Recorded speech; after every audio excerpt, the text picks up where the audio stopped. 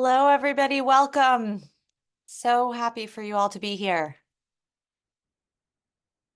We're just going to give it a few minutes and let people join.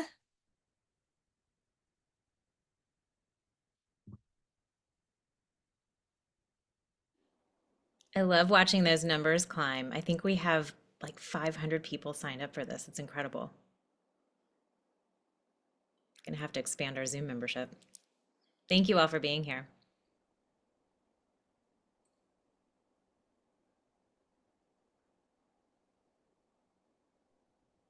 And please also feel free to show up however works for your work and care today. If you're out for a walk, if you're audio only, like whatever works is great. And we're just so happy you can be here.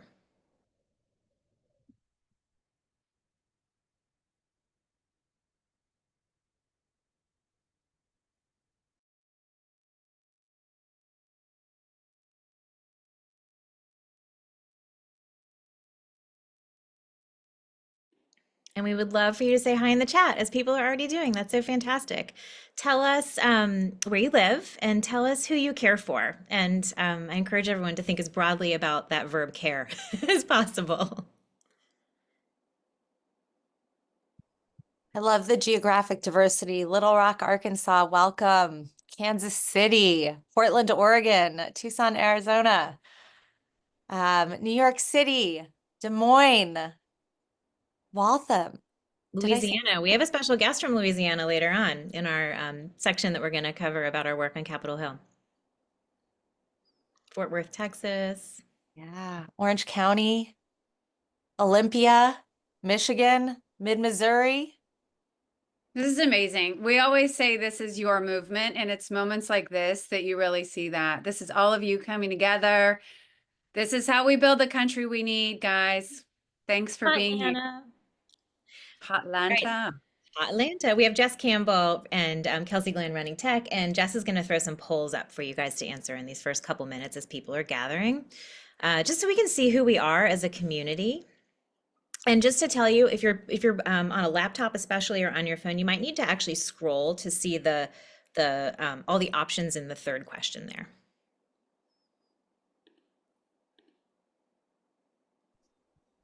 While you're doing that, I'm also just gonna Miami, Philadelphia, Dilworth, Minnesota, New Hampshire, another Kansas City. Love that. Washington, D.C., Denver, Colorado, South Jersey. I'm in New Jersey. Chicago, Littleton, Massachusetts, Oceanside, California, Cincinnati, Austin, State College. Wow, this is amazing. That's incredible. Also, as a little housekeeping note, so this is our first, we're going to be doing 4 of these this year, and this is our first official town hall for our broad national community. And we're learning as we go. So there will be probably little tech blips, and we'll learn from them. And also, I'm going to be our timekeeper. This is my son's watch, like a good old-fashioned watch. So segment by segment, you may hear me popping in to ask people to start to wrap it up so that we can make sure to be really mindful of your time as an audience and get you out of here by 1:15 ET. Thank you so much. Give it one more minute, and then I'll let Erin get started.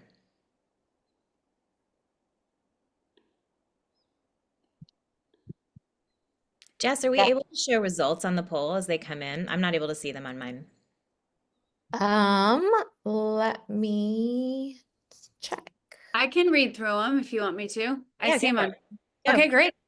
Hi, everybody. I'm so glad we're all gathered here. We're all super excited and a little nervous because you're this movement and you're the people that we represent in all of our work. And you're the reason that I get up every morning and am enthusiastic about doing this. So to share the poll really quickly, what's your involvement been so far with Chamber of Mothers? Choose all that apply. So 68, 69, it's climbing. I love all the, I think over 800 people coming today. 68% of you follow on social media. 64% get the email newsletter. Woot woot, Jess Campbell, that's you. 46% belong to a local chapter, and 16% are donors. Wow, how Amazing. lucky to be with all of you today. This is so exciting. I'm going to continue to let the poll run, and I am going to kick us off. Sound good, Lauren? Can I intro you, Erin? Yes, please do. I would love that. So she needs no introduction, but I'd love to introduce Chamber of Mothers' extraordinary CEO. She's an attorney, a mom of three, the person who started it all with a fed up and fired up group text one night in the fall of 2021, my dear friend, Erin Ehrenberg. Thank you, Lauren, my dear friend.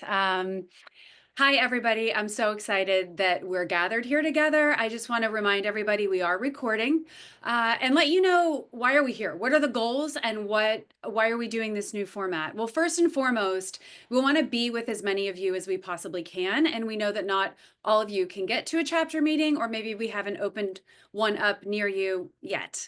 And also, we know you are people of action. From day one, you've been fed up and fired up, and you don't want to just hear about what's wrong with this country. You want to be a part of creating change. Well, the good news is we have an action plan we're all going to take together today, and then we will share that with lawmakers in DC. The third thing is just to show you the sheer power of Moms United. And that is our theme for the year. What is possible when we all unite and come together and demand and co-create the country we all need as moms? And we also are here because we want you to feel cared for and held. Look, it's hard to do advocacy work when you're already the most time impoverished, overwhelmed population around this country, to take time to do advocacy work. So we're here to have some fun and to be together. And Lauren has created a great program for that. So with all that being said, Lauren mentioned the chamber backstory. We really came together on group text, and look where we have come thanks to you. We now reach between 4 and 20 million of you each month, and we are now in 37 chapters across the country and growing, with a massive waiting list of moms who want to lead chapters, and Lauren will speak to that in a moment. What do we advocate for? We advocate for paid family and medical leave, accessible, affordable childcare, and vastly improved maternal health outcomes. We know that you do not have a healthy, sturdy American mother, and therefore a healthy American family, if you do not have paid family medical leave and accessible, affordable childcare. So these are the very intersectional pillars that we fight for within chapters and in DC. I want to give you a look at the folks who lead this movement. On the next slide, you will see all of the national leaders of Chamber of Mothers. So you can take a look at these amazing women who dedicate their time, their professions. They're also moms like all of you, with vastly different experiences of motherhood, but united in the change that we all need. I also want you to see our board of directors. We are so lucky not only to have our national leaders and team members, but our board, who are just really thought leaders and experts, and really help us hold and guide and lead this vision to create not just a movement for now, but a movement for good. And with that said, although these are our national leaders, these are our board, you all who are across the country and are in our chapters are the very heart of this movement. You are what make this tick. And so without further ado, I want to introduce you to the leader on our team who has created our local chapters and nourished them, the Michigander, the singer-songwriter, the mom of one, the all-around badass, Annie Bacon. Take it away. Thank you so much. So as Erin said, I am a musician, and I want to tell you that I liken this job to being like the bass player in Prince's band. So yeah, it's an essential function, but the real work is being done by our incredible national team and by our chapter leaders. And so rather than just telling you about what I've been up to, quickly, I'll just say we have added Orange County, Jersey Shore, Virginia Beach, Austin, Houston, Miami, Wyoming, Maryland, and Portland, Oregon just this month to our roster. But what I really want to tell you is what the chapters are doing. And it is the honor of my life to support these moms in this work. In New Hampshire, we had 4 facilitators and members who testified in front of the New Hampshire State Senate in support of 2 key public hearings for maternal health and child care bills just in the last few weeks. One member story was so powerful, the local ABC News affiliate interviewed her after the hearing.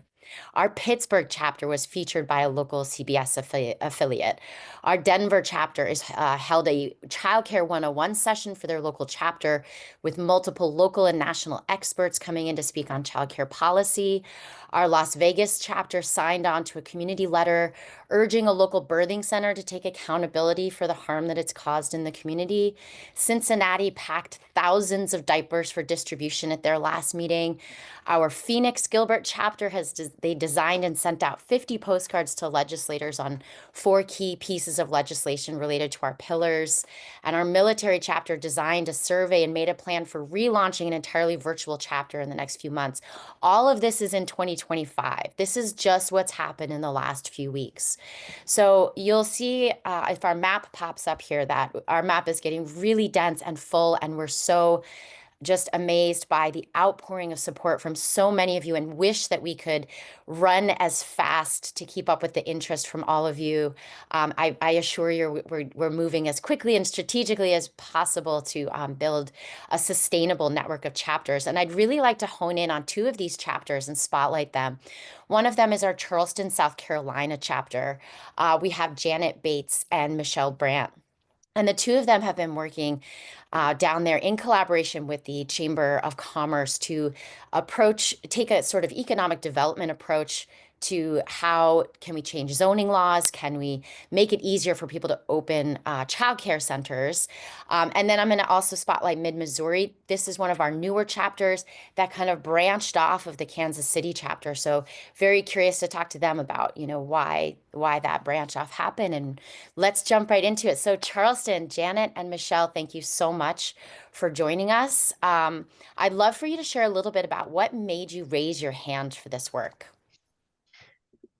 So I'll start. First of all, thank you so much for having us. I'm completely fangirling over the fact that I'm talking with all of you right now, and that keeps happening to me as we go through this. I've been in a male-dominated industry for 14 years. I work in construction. So for me, when I look at the things that I'm going to get involved in outside of work, it has always been centered around women's rights and women's advocacy. And I want to make sure that I'm not just doing anything all over the place, but I'm very focused, and that the things that I participate in align with my values. In 2020, childcare became a huge, important deal across the country, and I started my childcare advocacy. And as a result, got to know the Chamber of Mothers through Instagram. And it was just this wonderful, natural process that made sense for me to start getting involved. And quite coincidentally, it turns out Annie and I have known each other virtually for years. And so it was like, we just didn't realize it. It was just this wonderful coming together of people from across the country that made sense for me to join in. That's amazing. Yeah, thank you. And Michelle, same question for you. Why did I raise my hand to get involved? Yeah. Well, for me, the lack of affordable childcare majorly changed the trajectory of my life. I mean, I wouldn't change how anything ended up, but I left the workforce to be a stay-at-home mom. And then in 2020, I ran for office because I was like, why not do that? And I'm heavily involved in the Democratic Party here in South Carolina, and I continue to run again in the future. But one of the things I ran on, and I firmly stand on, are the 3 things that you all advocate for. They matter deeply to me, and I want to fight for these things so that your daughters and my daughter don't have to compromise their careers to stay home and raise a family unless that's something that they want to do. Yeah. And I'll tell you, as the head of the chapters here, I hear powerful stories like this from every single one. We are up to almost 150 facilitators in our network, and all of you are just amazing. And in fact, Mel from Mid-Missouri, Mel Polsky, I would love to hear your story of why you raised your hand as well, if you don't mind sharing that. Yeah, absolutely. So myself and my fellow facilitators actually got to be together the morning after the election. And that moment for us really just felt like a moment to come together and figure out how we can really harness the power we have as women, as mothers. And how do we do something more than just sitting and feeling what we were feeling in that moment. And we were able to get connected with the KC chapter that was already up and running, and got to sit in a meeting, and that was so inspiring. It was really the first time as a mom that I got to be with other mothers talking about the experience of motherhood in America. And that was so inspiring and empowering. And we knew that Missouri moms absolutely needed that community and that space as well. We're located in Columbia, Missouri. We have a huge university here within Columbia. We are a huge healthcare center. We also are just 30 minutes outside of the Capitol. And so there's a lot of connections within mothers in healthcare and also mothers involved in government that give us a really great space and platform to be able to do this advocacy work. Yeah, I love that. Thank you. And this question is for sort of, I guess we'll pop to Janet and Michelle for this one, but what would you say that your local community most wants folks on the federal level to understand about what moms need? Like, what are you hearing every day and in your work? I think moms just want a mom. Like, we just want to be allowed to do that without them getting in the way. Like, Mm, for whatever that looks like for each individual mom. You know, for some moms, it's we need more maternal health support because there are postpartum issues or healthcare issues during pregnancy. For others, it's childcare because we do want to be participating in the workforce and shouldn't have to make that decision not to. Um, I think that overwhelmingly the conversations that we're having are that we feel like we have to react all the time, and we don't want to do that. And that's where we're really encouraging our chapter to just focus in on these three pillars and realize that in this space, in this room, we're not being reactive, we're being proactive. love that. Yeah. Think for us, I think moms really just want people to know that we're strong and smart and capable, and we have expectations of what we want from our lives and from the way we live our lives. We want a voice. We have a lot to contribute. We want to be heard, and I think we're constantly balancing, like Janet said, childcare and health and family and success and self and all of those components all the time. It gives us a lot of unique perspective on what we need from our communities and our culture and our government, and we want to be at the table to have those conversations and to really have those mothers' voices be heard and represented. Can I just add something real quick? Yes, please. For me, and I don't want to presume I'm speaking for all Black women, but being Black in the South and being a mom should not be a death sentence. And just because you live in a rural part of our state, that doesn't mean that you shouldn't have access to the best care. And they're closing hospitals in South Carolina, in the rural areas, and it's getting harder and harder for women to carry pregnancies to term here. And that's a big part of the reason why I'm here, why I'm fighting for this. I had a close call, near death experience when I gave birth to Arthur. This is Arthur, everyone. He's 7 months Hi, old. Arthur. It was really scary, but luckily, thankfully, I had amazing care at MUSC. But thinking about all the things that could go wrong, it was terrifying. And I don't want that for any woman, especially Black women. Yeah, thank you for so much. And we're so glad that you did have the care to make it through that, Michelle, and that you're here with us today. And I think that that's another thing that I hear a lot in this position is a lot of moms who went through something really difficult and want to make it better for the next person. It's not even necessarily going to affect them personally. It's how can I make this better for the woman coming behind me? And I have deep admiration for that. Not that I think anyone needs to make anything out of their tragedy or trauma, but I do have deep admiration for trying to make the path ahead better.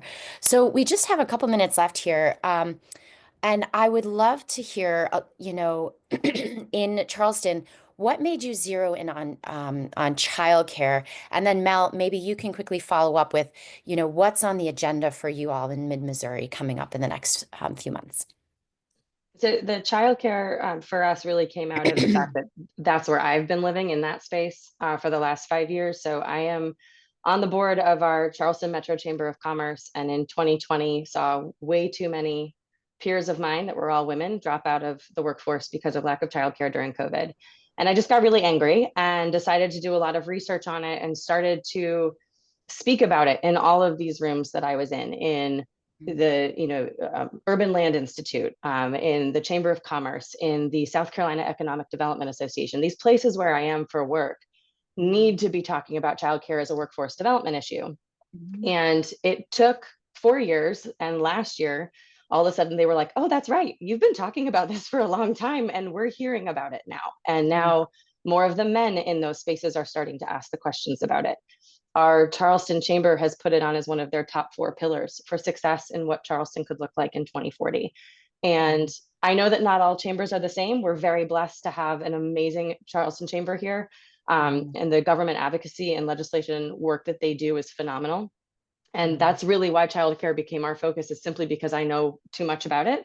And we have some really wonderful connections with our legislators. There's a childcare bill right now that has gone through one hearing, and it's a tax credit bill. Chamber of Mothers signed the letter in support of it. And listen, it's not the bill that I wanted, but it is the first step that we needed.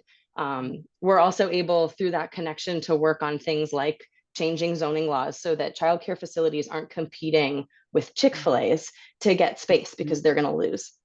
So because we have this connection with our local government, like I'm talking city of Charleston, city of North Charleston, this is where we can start to really make some progress, because childcare is such a wheel. It's not just about getting more teachers and paying them really well, which we need to do. It's making sure the facility is large enough and up to date. It's making sure that we all can afford those teachers and that facility.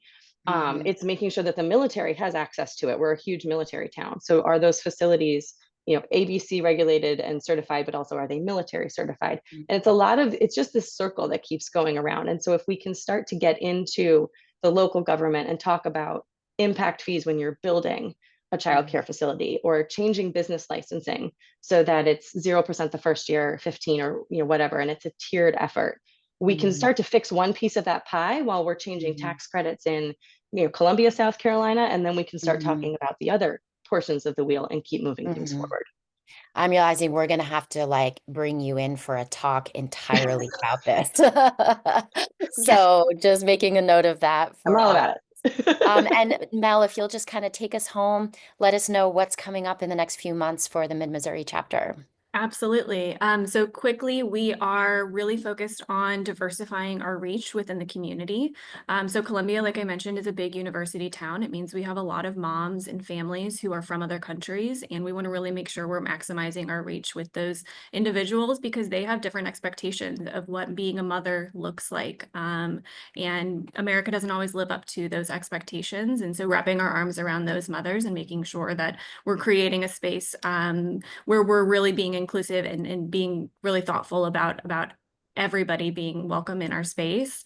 So as we diversify our reach and really try to increase our reach here in the city, we're working on building out what is our focus overall. Childcare is something, again, that continues to come up, continues to be a struggle, especially with the huge university system. Moms are working difficult hours, and not always childcare is not always available to them. So making sure that we're kind of honing into the unique needs of our moms and making that our focus for the coming months. And honestly, probably spending some time with Janet and learning all of her amazing ways, because she's awesome, and I want to replicate her progress in the city.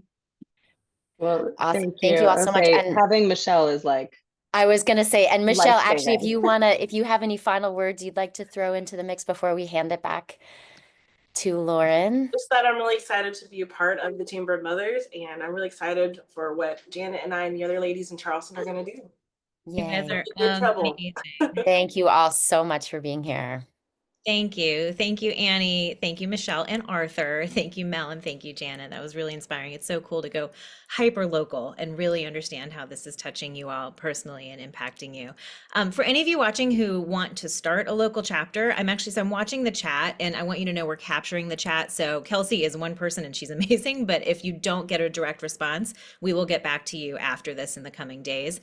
And also for any of you watching who are like, I want to start a chapter, I just want to be really transparent. We have 300 people who have raised their hands who want to start chapters. It's completely extraordinary and overwhelming in the best way possible.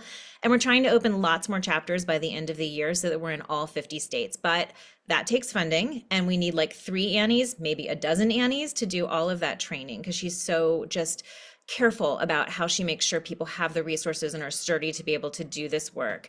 As we write grant proposals, as we pitch donors, chapter expansion is our priority number 1, and that's where your individual donors, any of you who donated $5, that's where it's going. So thank you. Next section here is about Capitol Hill. In our most recent fly-in, with just 48 hours notice, we brought 150 stories from chapter members with us and shared them live with their representatives so that they could understand how universal the impact of the new executive orders of the first couple of weeks of this presidency had been. To tell you more about that and to give you a look at the nonpartisan unifying way that we work in DC, back over to you, Erin. Let me come off you. Thanks so much, Lauren. Annie, you're amazing. Janet, Michelle, Mel, it's so exciting to hear from you. And Janet and Michelle, I cannot wait until we are together in Charleston, because as you know, I'm just down the road a couple hours and I'm set to meet up with you in a month or so. So thank you for everything that you're doing. We are super excited to bring the work and the wisdom and the voice of all of you to Capitol Hill. And so, as Lauren said, that's what I want to tell you about. What does that look like? So we are a 501c3, which means we are a nonpartisan nonprofit. But what makes us really different from others in this movement is we also work in a bipartisan way. What do I mean by that? I mean that we have forged relationships with members of Congress who are both Republican and Democrat, with all sorts of different people from government agencies. We're really working across the aisle and with everyone to stay focused on our 3 pillars of advocacy. Because as I said, this isn't a movement for now. This is a movement for good. We are creating the country we need, and we know that we're going to have to be united, right? We're going to need to understand, even, let's say if everybody's aligned, because we know that all 3 of our pillars have at least 76% public approval rating. We know that the devil is in the details. It's really the how, okay? It's not even the why. It's how do we frame these issues? And by having bipartisan relationships, connecting dots and continuing conversations, that is how we create progress, and we know the framing that's going to lead to progress. And so I want to just be clear with you, because you all, you're my people. After the election, we had a moment and we said, okay, we are nonpartisan, we operate in a bipartisan way, and we have to stand on business. And so we came together, we really got clear on our values as an organization, and we set an absolute minimum standard that any bill we support must meet. And we fine-tuned our arguments to be as universal as possible, both in language and approach. And again, this is informed by us genuinely listening and hearing out all sorts of perspectives from you all and also from members of Congress on all sides. So, Jess, if you can do me a favor, I want to share with all of you, this has never been shared publicly yet. This is a document that we're making external for the first time with you today. So for every bit of issue advocacy we support, we can all agree that human dignity should inform all policies and budget priorities. That's our North Star. And let's go pillar by pillar. For paid family and medical leave, we can all agree that the first 5 years of a child's life, especially the first few months, are critical. And babies being at home with their parents during these most pivotal months is beneficial to their development and overall well-being. Therefore, our policy priority is to implement a federal family leave policy that provides all workers with access to at least 12 weeks paid leave, funded in a way that does not overburden small business or taxpayers. For childcare, we can all agree that all children deserve safe, reliable, quality childcare, and families have the right to choose the childcare structure that works best for them. Therefore, our policy priority is to invest in childcare solutions that empower parents to work while ensuring children have safe, nurturing environments. Proposals could include tax incentives for businesses offering childcare benefits, expanding childcare tax credits, and community-based childcare grants. And for maternal health, we can all agree the prenatal and postpartum periods are the most vulnerable time of a woman and child's life. All mothers and babies are deserving of the highest quality childcare, and no child should lose their mother to a preventable death, nor should any mother die a preventable death. Therefore, our policy priority is to expand access to quality maternal health care by improving rural healthcare infrastructure, supporting community-based healthcare providers, and offering resources for maternal mental health. We know that a healthy mother means a healthy family, and healthy families are the foundation of a thriving nation. With that, Michelle, I want to thank you for personally telling your story and your why.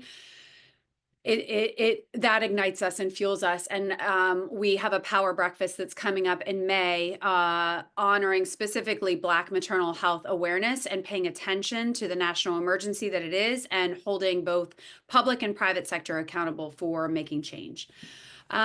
So what does all this look like in practice? Okay, we outlined all of this so that we would stay very sturdy and very stable in our leadership and our focus.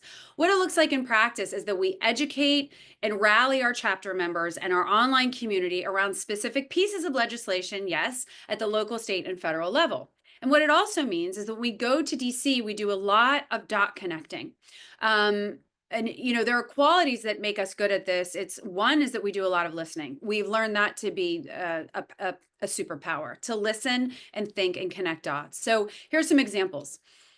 When we hear from a Republican senator in West Virginia that they won a manufacturing bid for steel, but that they're struggling to have the workforce for that because they don't have the childcare solution, we both pull from our relationships with private sector childcare organizations, and we remember that little nugget from that Republican senator when we know we need to bring in Republicans to co-sign pieces of legislation that are supportive of childcare.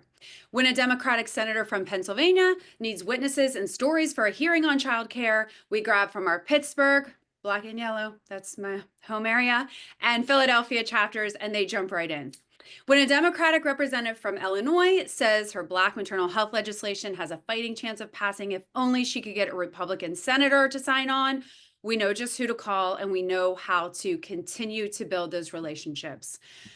This is what we enjoy. This is what we do best. We are building relationships, we're listening, and we are just repeatedly going back and building upon these relationships. So our last trip to DC, I'm going to read so I don't forget any of these.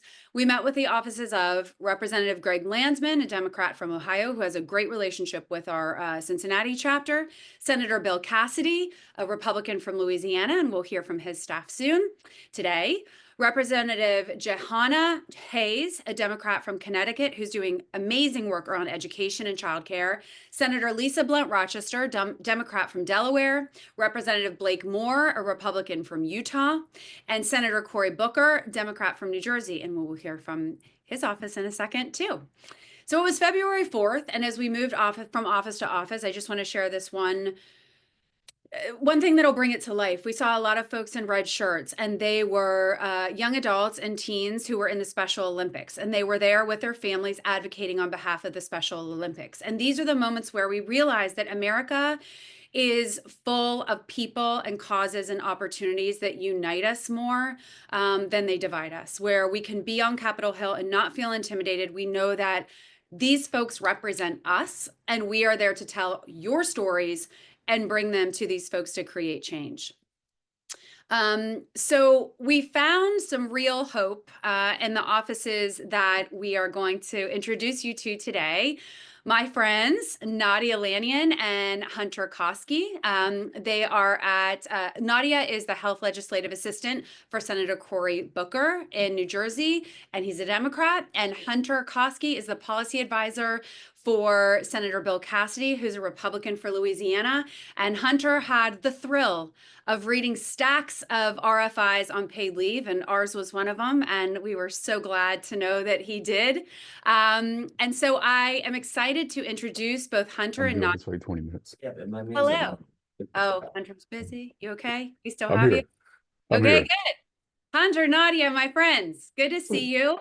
I want to kick this off right away. I know you're so busy, and there's certainly a lot going on today, but you've both welcomed Chamber of Mothers into your offices multiple times, including already this year. So why is it important to meet with advocates in general?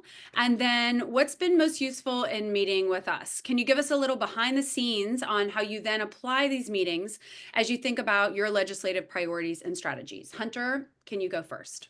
Absolutely. So it's always been a pleasure for me to meet with the Chamber of Mothers. Family policy is a passion of mine, and Senator Cassidy has always been very much engaged. And he's the co-chair of the paid leave working group with Senator Gillibrand. And that's something that, and you mentioned the RFIs that I'd read. I read through probably over 1,000 pages worth of RFI submissions. It was basically like reading Moby Dick twice within 2 weeks, and wrote a big report on it. And so, but I really enjoyed it. And so basically, Senator Cassidy understands that in order for our economy to be as globally economically competitive as it needs to be, then we need to be able to empower mothers and families to be able to where they don't have to choose between having a child and having a career. Basically, we live in a society where two incomes are required generally in order for families to have the kind of lifestyle that you really need to be able to raise a family in a more effective way. Not always, but generally. And so therefore, mothers shouldn't be required to surrender their own career aspects just because they would like to start a family. And we need people to be able to start. It is the core foundation of our economic system. And so I've always been it's always been a pleasure to be able to speak with the Chamber of Mothers on those issues. Also, Senator Cassidy was the lead Republican of the Pregnant Workers Fairness Act, making sure that workplaces are able to provide accommodations that we need for pregnant women, and also continuing to explore solutions that we can on childcare. We have a proposal to reform the child's tax credit to provide more assistance to mothers with young children, and also we're exploring other avenues to enhance access to childcare. But I hope that answers your question, and happy to provide more detail. Absolutely. And Nadia? Yeah, so hello everyone, Nadia Lenyan. And to answer your question of why advocacy is important, I think advocates are really kind of like our portal into what is happening in states on the ground. And it's always so helpful to hear the different perspectives, whether it's folks coming from New Jersey, I'm usually meeting with constituents from New Jersey, but also having a national focus and meeting with folks in other states as well. It gives us a really good look at what is happening in our nation, what are the lived experiences of the people who are coming to advocate, what they're going through, what solutions that they are looking for. And it's the best way for us to connect with the community and get and seek the solutions from the community directly to be able to implement them at a policy level. And I think when my boss's outlook on policy is that he wants to hear from the folks who are being impacted by the issues and wants to get solutions from them and implement that on a larger level. So that's why advocacy is so important. And I'll say even just in a sense of that, we working on Capitol Hill, we are seeing bills cross our desks, hundreds of bills. Hunter was just talking about all the RFIs he had to read. I am not envious of you at all having to do that. But we are constantly getting emails and inundated. And I work across the entire health portfolio. So everything from NIH or FDA, pharmaceuticals. So to be able to put a face and name to a policy or an issue, I can't tell you how helpful that is and how impactful it is, hearing stories and being able to go back to my desk and say, like, okay, I just heard from XYZ and I have to make sure that I put this on my to-do list to get done today because I made a connection with that person. So I think it's just on a personal level to be able to connect. That's why advocacy is so important. And working with Chamber of Mothers, I think I met you all. Has it only been a year? It feels like longer Feels like that we we've go way back, doesn't yeah it? that we've had this Yeah. connection. Yes, and I think Chamber of Mothers specifically, and you were talking to this earlier, Erin, is has the ability to broker and be a liaison between both parties.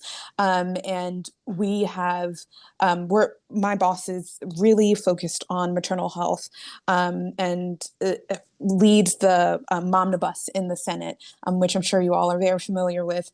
And that is a bill that is a package of 13 bills, and we're trying to advance it. Some of the bills are bipartisan, but not all of them.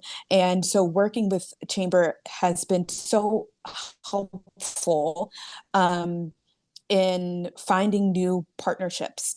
So Erin will say, we just met with this office today and they're thinking about doing this in this space. And when she brings that information to me, I'm like, oh my gosh, okay, I need to reach out and find a way for us to be able to work together. So it's just been really critical to our maternal health work. And I think that sometimes from an outside looking in, you might think that, just as a regular constituent, what can I do to help? But I can't say enough how critical it is to the function of our work in our offices.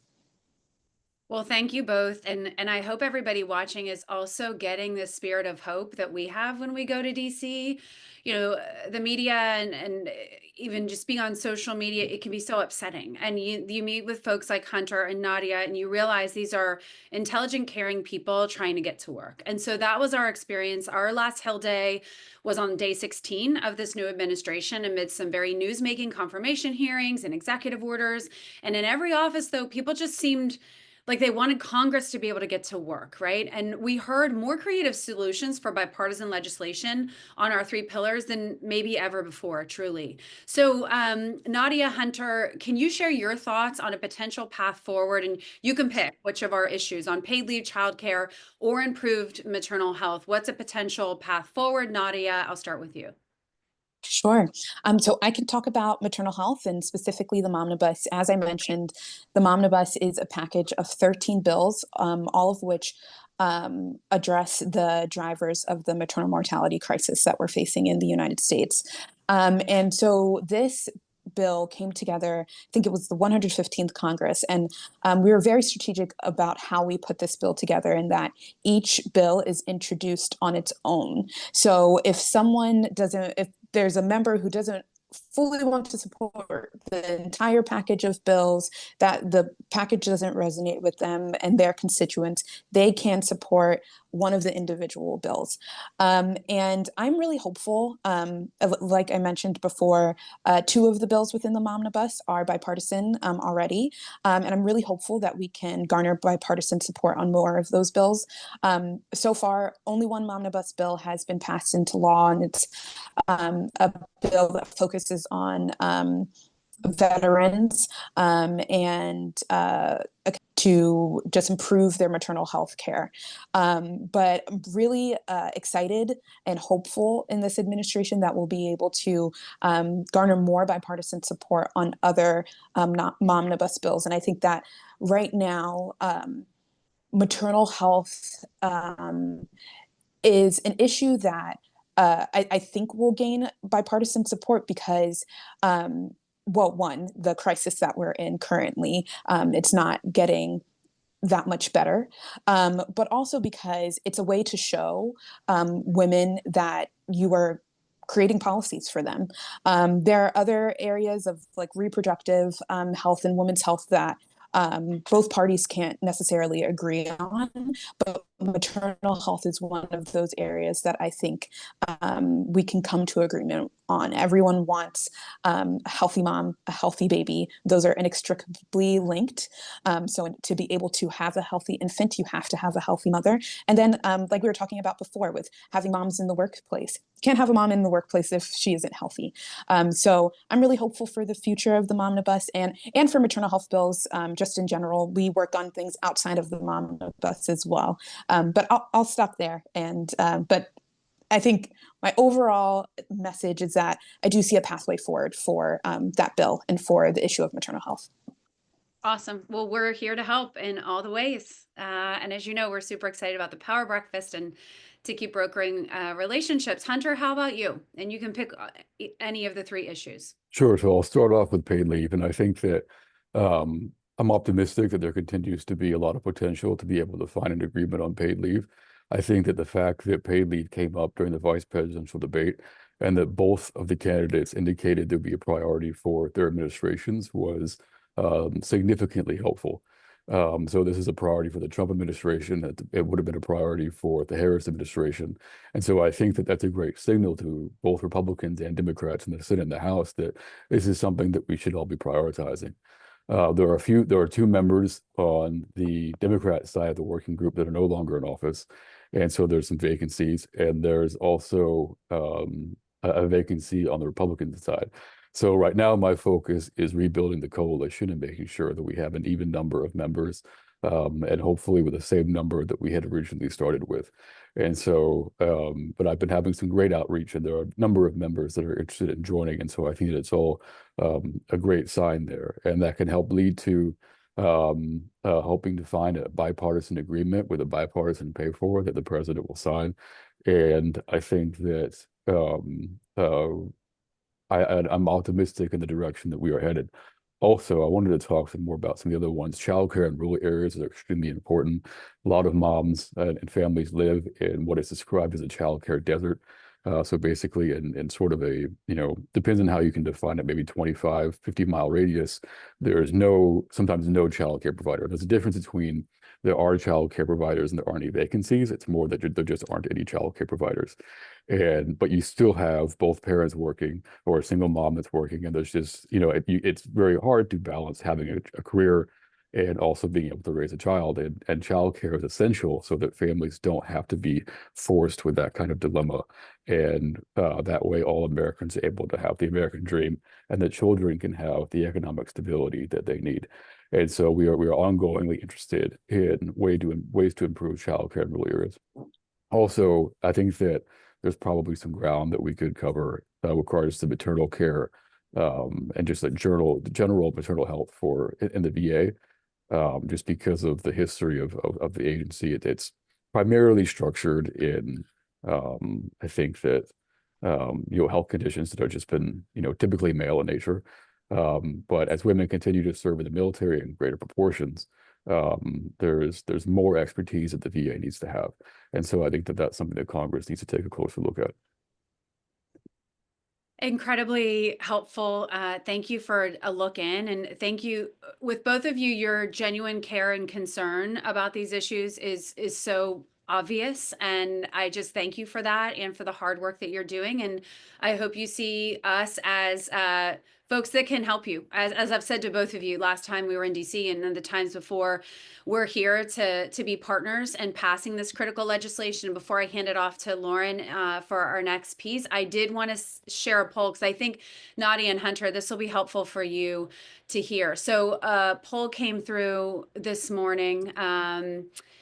So we asked, which of our pillars have impacted you the most? So expensive/inaccessible childcare, that was 90%. Inadequate maternal health support, 69%, and zero paid and medical leave, that was 66% of registrants. So I just wanted you to hear sort of that sample set from today. And anything we can do, we'll keep bringing our stories and brokering relationships. And just thank you so much for being in the good work with us. Awesome. Thank you so much for having me. I really enjoyed it. Our Yes, pleasure. thank you so much. Thank Thanks, you, Nadia. Thanks, Erin. Hunter. Thank you, Nadia, and thank you, Hunter. Every time we go to DC, I'm just continuously reminded that this is public service. These people working in these offices, they do these jobs because they really want to serve. So first, I want to give you sort of a lay of the land of what's to come. So we have a special guest, and then after that, we have a sneak peek at an initiative that's coming up for 2025. And then we have our community action. That's really the meat of what we're going to be doing. And within that, we do have some giveaways because free shit is free shit and free shit is lovely. So I want to introduce someone. I'm going to tell her just as a little note because I didn't want to text her and distract her. Pooja, we're running like, I don't know, 4-ish minutes behind schedule, but there's time at the end that I padded. So please take your whole 10 minutes. So next up, one of our goals today is to make you feel cared for and held.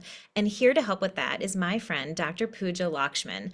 Pooja is a board member and original co-founder of Chamber of Mothers, and she is a world-renowned expert on women's mental health, particularly as it relates to mothering and care work.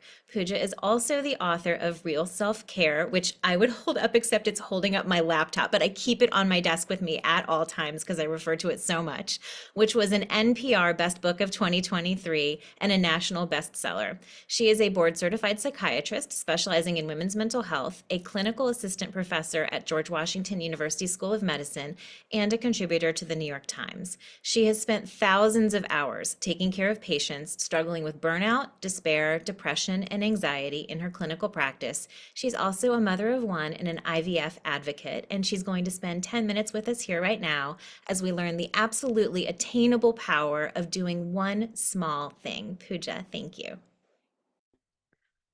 Lauren, thank you so much for that lovely introduction. And I will just say that it is a true honor and a pleasure and really just a thrill to be here with all of you and to see more than 300 of you all together jumping on with us. It really, this gives me hope. This gives me hope. I will say that I don't have a script. I have a couple points that I want to make and share with you all. And I've been on since the beginning. I wanted to listen to where we were and what was happening and really kind of give you in the moment, hopefully tools that you can take away and help, that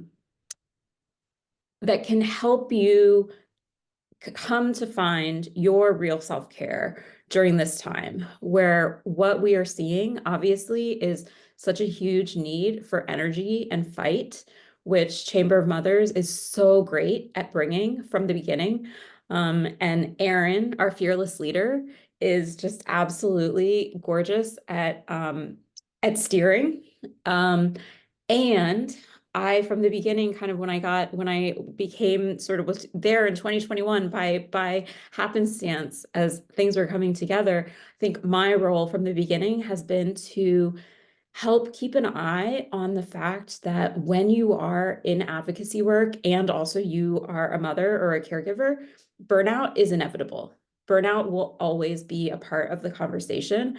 And I think that we need to think about it in terms of really an ongoing practice of real self-care, and being honest about ourselves of what we can take on and when we need to pull back a little bit. And one of the most beautiful things about actually Chamber of Mothers and how the organization runs, for those of you that, just to give you a little bit behind the scenes, one of our other founding mothers, Daphne, who's not on today, she always speaks about this image of a flock of birds and how birds fly in a V, and they're constantly switching off who is at front and who's in the first row and who's in the second row. And I think that that is just such a beautiful metaphor for advocacy and activism work because, again, like I said, burnout is real. We are putting forth so much energy on top of taking care of our families, on top of our full-time paid work. And so we need to constantly be checking in with ourselves and our fellow colleagues and friends and be flexible. And so Chamber has been just such a like Chamber practices what it preaches, which is actually quite rare in this space, I will say, in that people come in and people, have a baby and have to take some time and step away, and then people come back, and there's constantly this flux, which is just so beautiful because it actually, I think, is another marker of what we all see with motherhood, which is that change and transition is everything, and we are also adaptable. So that's my little kind of just spur of the moment nugget. In terms of how do we really take care of ourselves? What can we do in the moment as we're looking forward, coming up on this year really where there's so much in front of us. So I want to give you two quick takeaways that you can start to put in place in your vocabulary of how you're talking to yourself to think about really like, where am I in terms of my self-care and where am I in terms of my burnout? I use this framework in real self-care. It's the red, yellow, green framework. And it's really, I think of it sort of like your phone battery, when your phone battery's on like red and it's like 10%, and that's when I start to get like heart palpitations and I'm like, I need to find a charger. That's red. That's when you're like, somebody asks you to do something and you want to like, just like totally scream, or you get an email and you literally like need to punch something because it just like aggravates you so much. And when that's happening, that it has nothing to do with the other person, that is totally you and your feelings and your reaction. That's red. Red means that you can't take anything else on. And in fact, you need to start to unload. So many of us are operating at red, and I'm going to give you some tips for like how to actually unload. But I want you to have that in the book, in Real Self-Care, I talk about it as a thermometer. I want you to kind of like be thinking about that thermometer. Like, are you at red? And I will say, like, there's times like every given week, there's like I spend some time in red. I spend some time in red and I have to pull back and I have to notice for myself, like, oh, wait, I'm doing too much. I'm getting a little bit irritable. This is not my partner's fault. This is not my son's fault. This is me needing to take a step back. The other side of this is green. And I mean, in an ideal world, many of us would be living in green and have our phones charged at like, 90 to 100% all day long. Green, you know that you're green when you feel authentically generous. Somebody asks you for something, you get a request, and you were just like, I am happy to help. I don't need anything in return. This feels so good to me. I'm pouring into somebody else. And just the fact that I'm pouring into them feels good. And actually, I'm seeing that in the chat. I'm seeing people who are raising their hands and saying, I want to lead a chapter, or I want to help write for the blog, and that's a green feeling. And that's amazing. And I think we all know that when we felt it. The reality is, if you're a caregiver, if you're a parent, we don't spend as much time as we would like to in green. I would say most of us probably spend most of our time in yellow. And yellow's the in-between place. Yellow's where you remember that you can pull back, you remember that you can delegate, but it feels a little tough to take those steps, to actually take stuff off your plate. And so that's where my kind of solution for how to actually get yourself closer to green, or at least to live in yellow.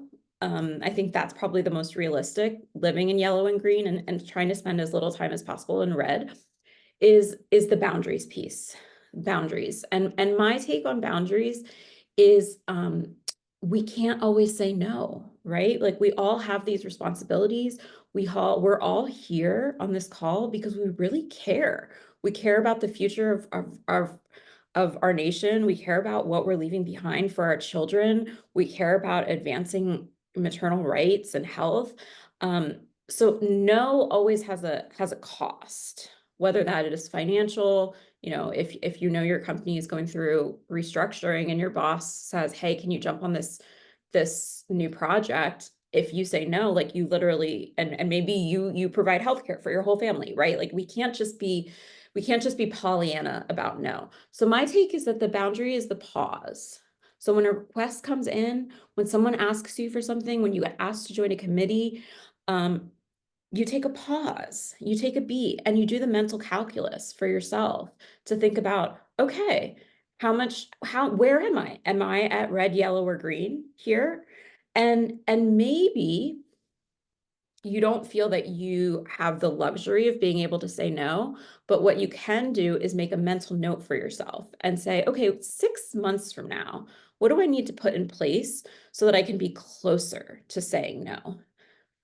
And that's a question that's actually tangible, that you can take to your therapist or your coach or your book club, or whatever, or your chamber meeting, right? And you can actually strategize on, like, okay, how do I get some more support here? How do I shift things here? Or even in your advocacy work. One of the things that I'm hearing here, like, the word that keeps coming up is relationships. We're talking about relationships on the Hill. We're talking about relationships in our own local communities. By the way, shout out to Michelle and Janet and Mel.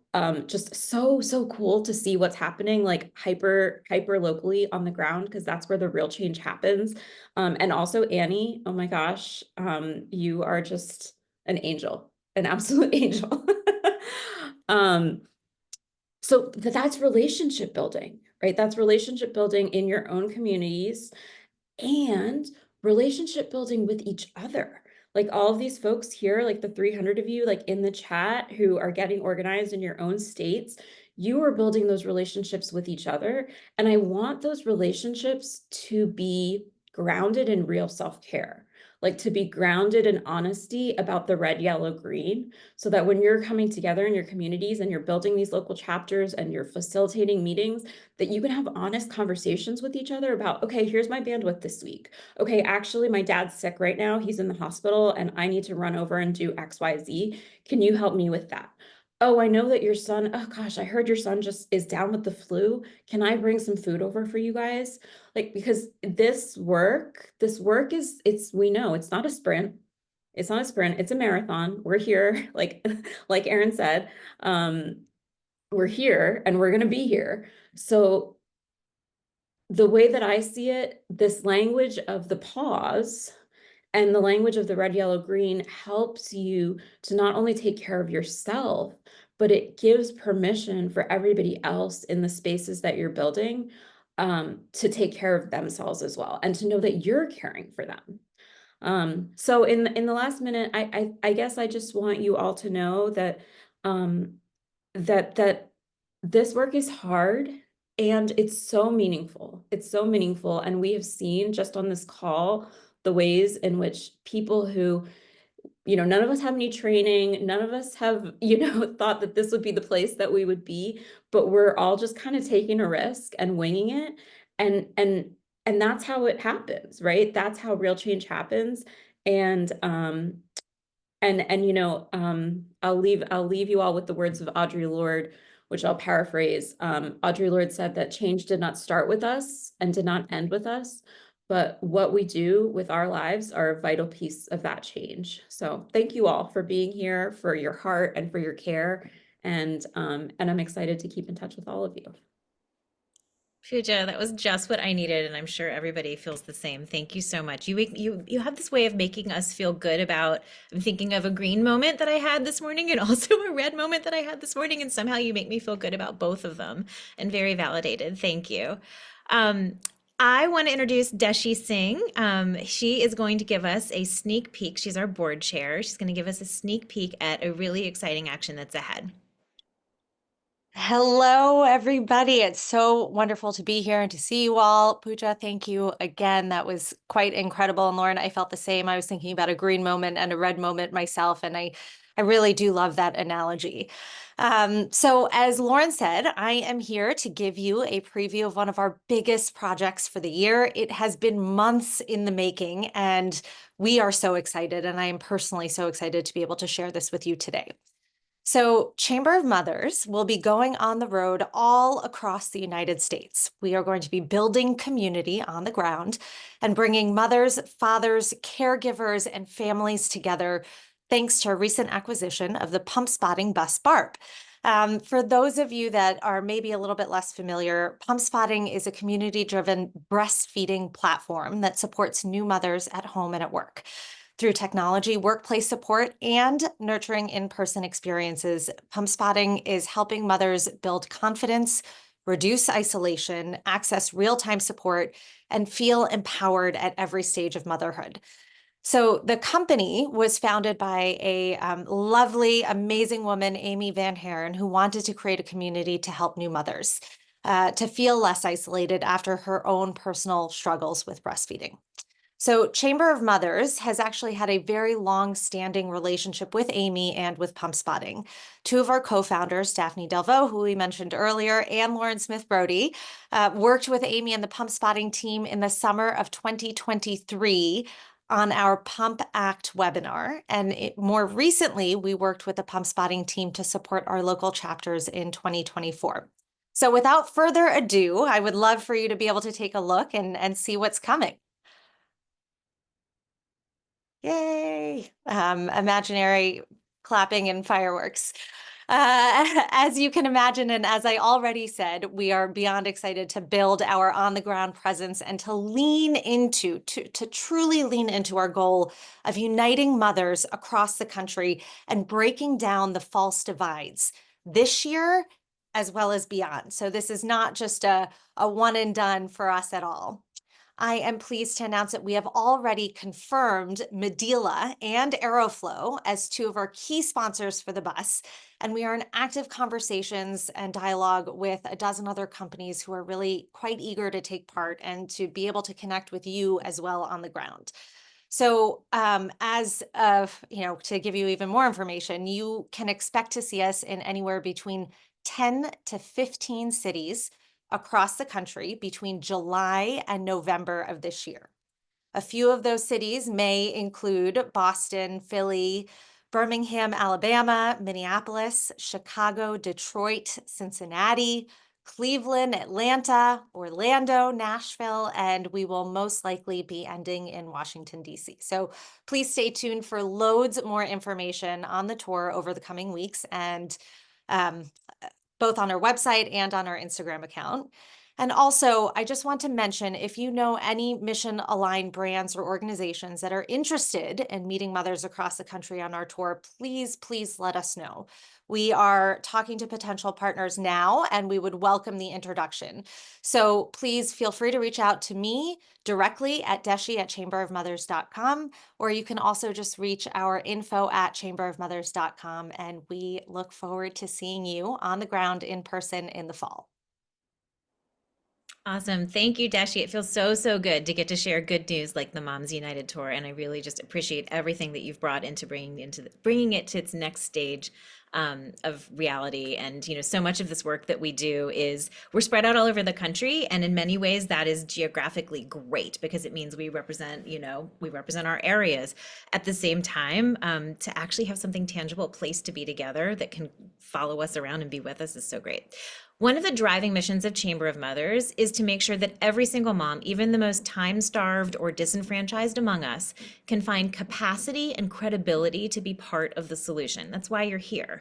So when thousands of us work together toward common goals, even acts of service that feel tiny really do add up. On our last trip to DC, as I mentioned, we asked you to share stories and examples of how you had been impacted by the first 2 weeks of executive orders out of the current administration. The responses, each of which took maybe 5 minutes, could fill a book. And they were such an unlock in our meetings to show this impacts all of us. I wish you could actually have been at those tables because we had them in our hands, and the staffers and the leaders in those rooms actually moved their bodies across the table because their gravitational pull was so strong. They really, really do want to hear from you. So in that spirit, this is our community action today. We would like to ask each of you, and Kelsey's going to put the link into the webinar chat, so you can go ahead and start opening it as I talk and explain. But in that spirit, we would like to ask each of you to individually participate in a collective action. Under the Tax Cuts and Jobs Act for the 2018 to 2025, that's now tax years, other than 2021, which was COVID times, the child tax credit has been $2,000 per qualifying child. After this year, after 2025, it is set to drop back down to $1,000 per qualifying child. Several bills have been proposed to correct this cut. Admittedly, I'm just going to reiterate, we are nonpartisan. Admittedly, none of the proposed solutions is perfect. This is where our North Star really comes into play. We can all agree that human dignity should inform all policy and budget priorities. Some of the proposals require children to have a social security number. Some of them have work requirements or minimum household incomes for the parents in order to qualify. Some specify the maximum number of kids that would be eligible per family. Some would be paid to parents every month. Others would be an annual write-off on their taxes. Clearly, we're not quite there yet, but both Republicans and Democrats want to make it happen, and you can help. So we're putting the link in the chat. Please jump into it. And we would love to collect your answers and your stories to these 3 questions. And there's a multiple choice question that should be fast, but then if you have a moment, we've got, how many more minutes? We got 8 minutes left. And I'm going to have some giveaways along the way, as I mentioned. Please share a couple of sentences that go a little bit deeper in each question. The first one is, and please go ahead and start. I'm just kind of sort of talking for anybody who learns better audibly. So if the child tax credit drops from $2,000 to $1,000 if the child tax credit drops from $2,000 to $1,000 per child, how will that impact your family? Second, when you have a tax credit for your kids, what are you most likely to spend it on? And third, what specifics of a bill, so some of those qualifiers that I mentioned earlier, beyond just the dollar amount, would matter most to you? What would you like to see? So please take a couple of minutes and fill out the form, and we'll be collecting it. And this is all, by the way, we do ask for your name and email, and we ask for your state and your zip codes so that we can actually sort by district and sort by state, so that when we're meeting with your representatives, we can say, this is from so-and-so in your area. A person who you serve and a person who voted you in or potentially could vote you out. Please just take your time with it. And I'm going to give you like a minute now, and then I'll just be sitting here awkwardly, but I'll come back in a second and share our first giveaway too. Oh, sorry. What I meant to say about your name and all of the information that's personal, we're not sharing your name unless you tell us to, and we are not sharing your contact information with anybody. This is all internal. So I hope you feel comfortable and safe sharing it.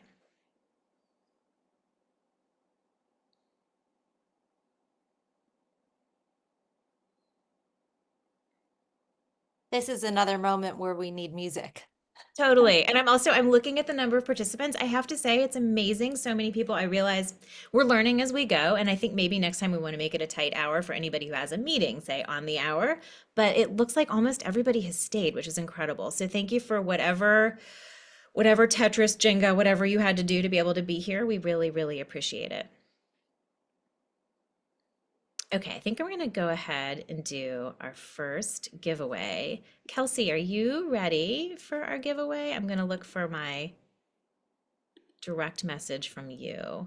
So, our first giveaway is we are giving away a Chamber of Mothers tote bag. I will tell you that on my way to pick up a prescription for my kid the other day, I was on the street and an older gentleman stopped me and like you don't really like just talk to random people on the street in New York, but he was like, "I love your tote, and yes, they really will save us all because the men have made a real mess." And I explained that, in fact, actually, I knew some really good feminist men, my husband, my children, my dad, and apparently him. And he took the compliment lovingly. Anyway, I think he might be joining the Brooklyn chapter, Chamber of Mothers, really soon. Okay, so we're doing a quick draw. Kelsey, do you want to say who the winner is, or do you want me to pop in?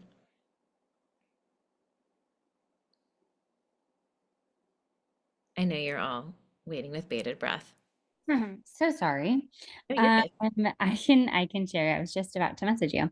Hey, go ahead. We picked at random, and we will be giving away this amazing tote to L'Oreal Payton.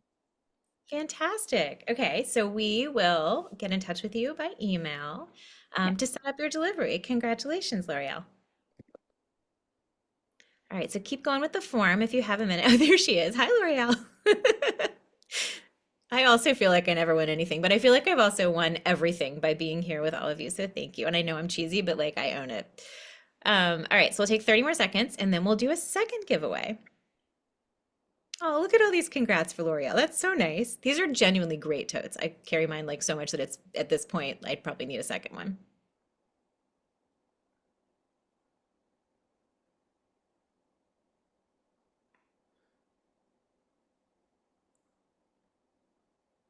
Okay, let's do our second giveaway. Ta-da! Our second giveaway is this green Chamber of Mothers hoodie. I can tell you from personal experience, it looks equally great while walking your dog in the park or under a blazer. I like the hoodie and blazer look as you meet with your representatives. Done both. All right, so we're going to do the random drawing for this one as well. And again, we'll email you to set up delivery. Kelsey, you want to jump in? Yes. Okay. The super comfy hoodie goes to Jody Cunningham. Congratulations, Jody. Congrats. And also Amy Miller, I saw that you asked if it was still helpful to fill out the survey later, and I would say yes, please. Yes. Such a good call out. Yes, it's great. Yes, we will be collecting it over the next day or two, and we have it like populates to a form and we sort it. So thank you very, very, very much. And I think we're going to keep us right on time. So thank you all so much for being here. We're going to pop 2 links into the chat. One to buy merch. If you liked what you saw, there's so many other cute, adorable things. There's onesies, there's cozy socks, there's beanie hats. It's like, you want to look like a mother, you're going to look like a mother. Anyway, they're really cute. So we're going to pop that link in. And then of course, as well as a donation link. We would not be doing our jobs if we did not say thank you so much for supporting us. And every little bit goes a really, really long way. We are largely volunteer run, and any financial gifts that you send go directly toward helping us build new chapters, do digital education, and make real waves in DC. I also just want to give you 3 dates for our next 3 town halls where we will have additional special guests, additional voices from on the Hill. May 21st, our theme will be Maternal Health is an American Right. August 12th, our 3rd town hall theme will be All Mothers Work, Your Economic Impact Now. And November 19th, our 4th town hall of the year, will be We Voted Like a Mother, Now What? So on that cliffhanger, a very special thank you to Kelsey Glenn and to Jessica Campbell behind the scenes and her team who ran our tech today. And as a follow-up, please look for some of the outputs from this town hall on our Instagram, our LinkedIn, and our newsletter. We will be referencing it. We will be quoting some of the things that you heard. If you want takeaways, there will be a recording for everybody who registered. You can also reference the recording. And we will report back to you on how your community action responses were received. The mothers really will save us all. Thank you. Thank you, Lauren. Thanks, everybody. Thank you. Thanks for joining. Bye, everybody. So great to be with you. This was awesome.